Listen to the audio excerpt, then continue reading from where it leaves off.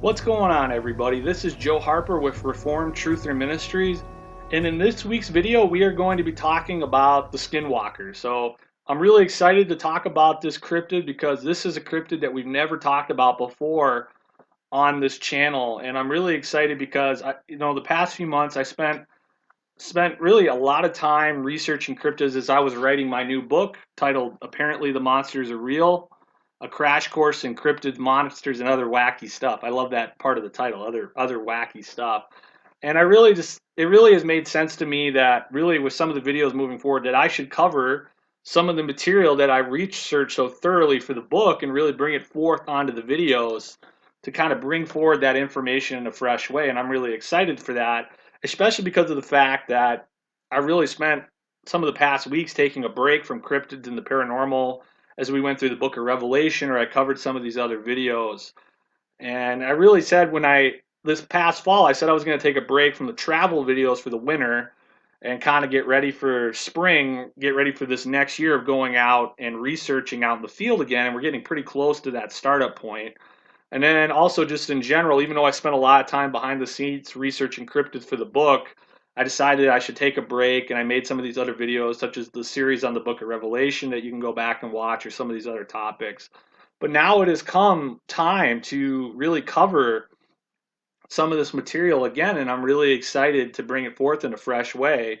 And the reason why I decided to talk about skinwalkers today is because of all of the stuff that I covered in my book or stuff I've covered on my YouTube channel the past few months, that this is really the creature that I haven't talked about yet.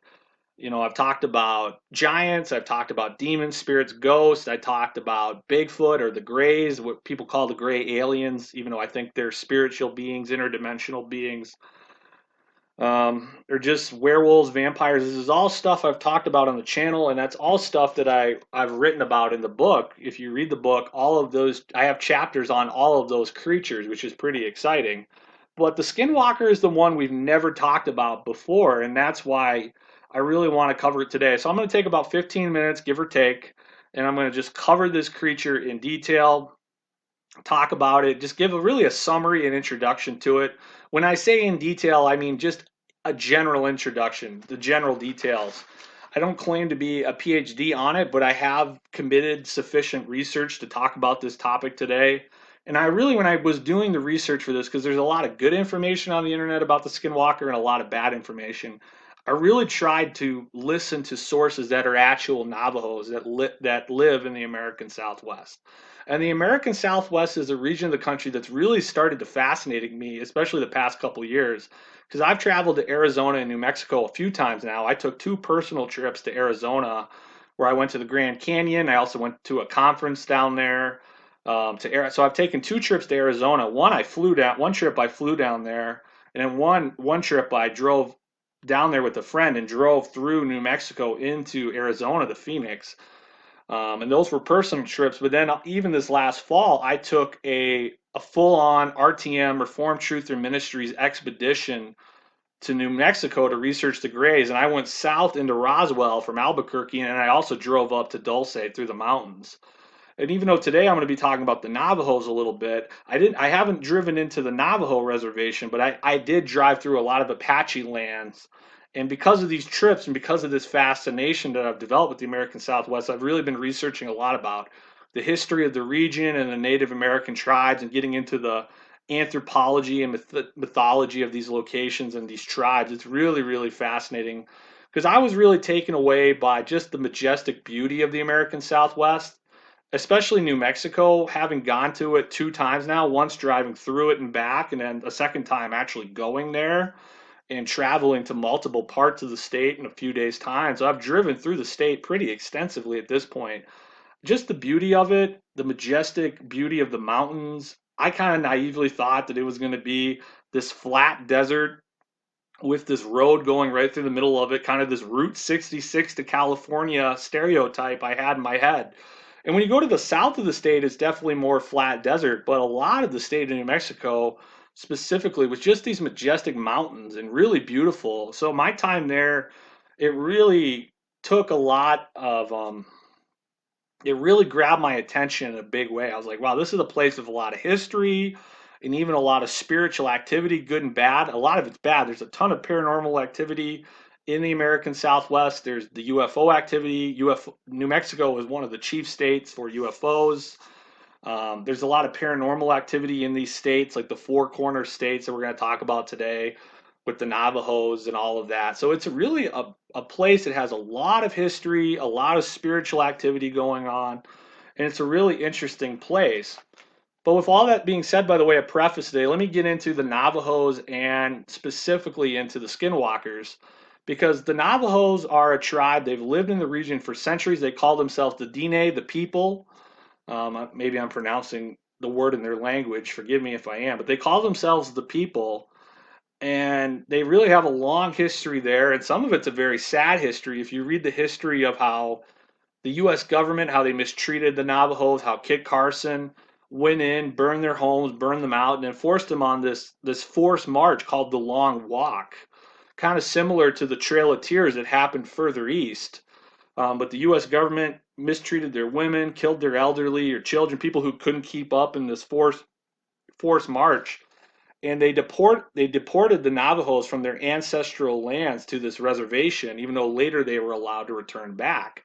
And this is very important for their mythology and for their religious beliefs because of the fact that the Navajos strongly believe that their territory, their ancestral homelands, is a sacred place. It is a spiritual place for them. It is a sacred place. They believe that they are connected to the land in a very spiritual way, and therefore, for the U.S. government forcibly deporting them the way they did, it was very detrimental for that. From in their view, very detrimental to them spiritually. But then, interestingly, the U.S. government, I think it was under Andrew Johnson, did allow them to return. And that's something that the government did not do for a lot of other tribes. So today, the Navajo Reservation is the largest reservation in the United States. It straddles the Four Corners of the Four Corners region of the United States. It is a very large reservation, and that is their ancestral homeland. And as we're going to be talking about skinwalkers today, and really, in order to understand the skinwalker, we need to understand the Navajo religion and their mythology a little bit. And as I use that word mythology, I don't want to give people a false impression because of the fact that I've talked about this before in other videos, but let me recap a little bit. The word mythology in our day and age has kind of become a dirty word. When we hear the word mythology today, we think of these myths and fables that we believe are completely fictitious. And this isn't necessarily true, because true mythology, it all comes from an ancient historical bearing point. And this is something I've talked about in my videos. You know, you think of that phrase from the Lord of the Rings, how history became legend and legend became myth.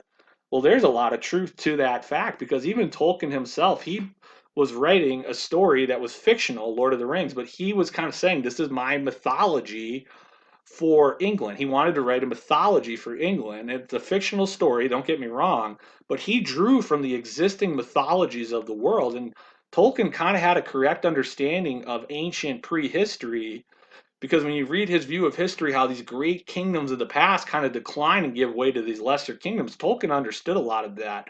And that's why his world feels very real and alive. And we're going to talk about today, we're going to see a lot of similarities between the Navajo mythology and the stuff we've talked about with the Nephilim and the pre-flood world, the antediluvian world. Because just to recap, what we've talked about, really the foundation for understanding all of this paranormal activity is the Genesis 6 narrative of the antediluvian world, these fallen angels that are called the Watchers, and the Nephilim, the giants. The word Nephilim in Hebrew means the fallen ones. And this true history of what happened that's talked about in the Bible is the inspiration for all of the mythologies of the world. And because of the fact that these fallen angels, the Watchers, the Elohim, they came down, they cohabitated with human women, they took wives, they had sex with them, and they produced a race of children that became the giants, the Nephilim. And these were essentially, quote, living gods on the earth. They were rebelling against the one true God, Yahweh. They were rebelling. This was great blasphemy. They weren't, God never intended for them to be worshipped of God, but they usurped the worship that was due to the true God and had it given to them. And the other thing they did was they shared their knowledge with humanity. They taught humanity things like metallurgy and mining and agriculture and farming. And then they taught them the esoteric sciences or the arts of magic, what is in Greek called the pharmakia. And this is the inspiration for Greek mythology with the Titans and the Olympians or other mythologies around the world, Egyptian mythology or Norse mythology. And really, that's what I'm talking about when mythology really, even though we don't believe these stories are true in all their details, we don't believe all of the little things about Zeus or whatever else, but we do believe that it should come from, it does come from an ancient historical place of truth. And that's what the Bible is talking about. That's why guys like Timothy Alberino and Steve Quayle, they made a series of documentaries called True Legends, because they were saying that the legends have a bearing in historical truth. Now, how does this relate to the Navajo and to Skinwalkers? Great question. Now, when you read the Navajo belief, because what a Skinwalker is, guys, what it essentially is, it is a shapeshifter. It's a cryptid. It's a creature. It actually, Skinwalkers are shamans who can transform themselves into various types of creatures. And this is a form of black magic, and that black magic goes back to the antediluvian world. But when you get into, so in order to understand the Skinwalker, you need to understand the mythology and the religious beliefs of the Navajo. And it's fascinating that the Navajo, they believe in the earth people, the earth people, but then they also believe in this group of spiritual entities called the holy people, which are kind of similar to our angels. And they also believe in this evil entity that they call the evil one, which sounds kind of similar to the devil. And they believe that the evil one was one of the holy people who defected to the dark side and rebelled against the other holy people. And they believe that there's a spiritual war between good and evil in our world. So from the Christian worldview, we don't obviously don't subscribe to all of the Navajo beliefs. We're not saying that they're the same. That I'm not trying to advocate syncretism, but I'm saying when you hear that story, it sounds kind of similar to what the Bible says about the angels, about the Elohim. So that's really, really fascinating. And then the Navajo religion, they have many different shamans in their amongst their people, and their highest religious leaders are what are called the singers. And the singers sing these sacred songs, and they have sacred prayers and sacred chants, and you have to be trained up for a long period of time, kind of apprentice to become a singer. But then they also have a number of lesser shamans who do various types of spiritual activities. And most of the practitioners of the Navajo belief system, they frown very, very heavily on people who practice this art of shapeshifting and become skinwalkers. And the skinwalkers, because they practice a dark form of black magic, most of the Navajos don't even want to talk about skinwalkers because they don't want to give people this fascination in the dark side. But there is a subset of shamans, even though they're frowned upon by most of the other Navajos, that they practice this dark art of shapeshifting. And there's a lot of videos online of skinwalkers, and you can see sometimes they look like deer or coyotes. Sometimes they look like these pale skinned humanoid figures that are very ghastly and horrific to look at. So it's very clear to me that these shapeshifters, these skinwalkers can transform into different types of animals or entities. And they're very, very dangerous. They attack people in the night. They are able to practice a form of mimicry. They're able to perform a dog whistle and they can disarm the alert of a dog, because if you're in that region of the country and these entities are coming at you at night, the barking of a dog can be a warning system for them. But these skinwalkers can either mimic these animals or elude past them, and they do attack people in the night. So they're very, very dangerous. And the darkest part of this is that in order to, according to what I researched, listening to people who are practitioners of the Navajo religion, the way you gain this ability to shapeshift is you have to sacrifice a loved one. So it gets very, very dark. And the name Skinwalker comes from the idea that if you're going to shapeshift into something, you kill it and then you take the skin and you put it on, hence the name Skinwalker. So for example, if they were going to transform into a deer or coyote, they would kill it and then put on the skin of it. So it is a shapeshifter. It's a very dark thing. There's others in order there's a number of rituals you have to perform in order to gain this ability. But really, to sum it up, guys, it's a shapeshifter. So in that sense, it's not dissimilar to something like a werewolf. And we talked about when we did that great interview with Zach Davis, he talked about werewolves and were creatures. There's a number of different were creatures that people across the world can transform into. And the Skinwalkers is just really one of those varieties of shapeshifters that exist across the world. So if you're a Christian, you're listening to me, if you have a worldview that doesn't really account for magic or the supernatural, you're not going to really be prepared to be able to accept what I'm saying. It's going to sound crazy to you because of the fact that you're going to say, man, cryptids, monsters, shapeshifters, that's all going to sound nuts. But if you really look closely at what the Bible says and you see that magic is in the Bible is real, it works, even though God tells us not to do it. We're supposed to go to God in prayer. We're not supposed to consort with all these lesser spirits. We're supposed to go to the Most High. That's why He's called the Most High among all the spiritual entities in our world. He is the highest, and we have the privilege to go to directly to him through prayer. But all of this magic and supernatural power, what these entities, these humans are doing to practice these dark arts, are they're consorting with all the lesser spirits who are giving them supernatural power. But if you don't understand what I'm talking about, it's probably because of the fact that you don't have a worldview that accounts for magic and the supernatural, because it's a false dichotomy. Sometimes people, we know that the Bible condemns it, and then Christians kind of act like it's not real. And that's, no, we're not supposed to do it because it is real. And so that's kind of something that I've been trying to emphasize, trying to break down those false presuppositions for Christians to try to get them to widen their paradigm to account for these things. Because even though these topics are weird and they make people uncomfortable, we're going to be more spiritually discerning, that we understand that the spiritual is real in both the good and the bad. So obviously we never want people to practice these things, and we don't want to have too much of a fascination with the dark stuff. We do want to inform people that these creatures like the skinwalkers exist and are very powerful and very real.